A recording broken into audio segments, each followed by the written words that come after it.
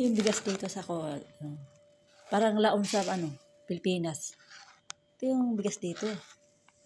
Dilaw na parang laon siya. Yung madilaw na bigas sa atin, Pilipinas. Dito. Ito yun.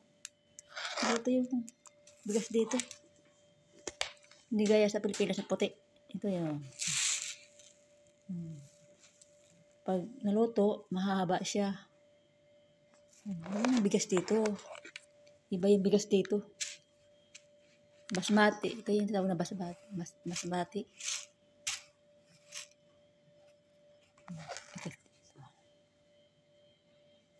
Ito yung ginagawa ko. Tatanggalan ko kasi minsan may mga para mga uod-uod. Pinipilian ko.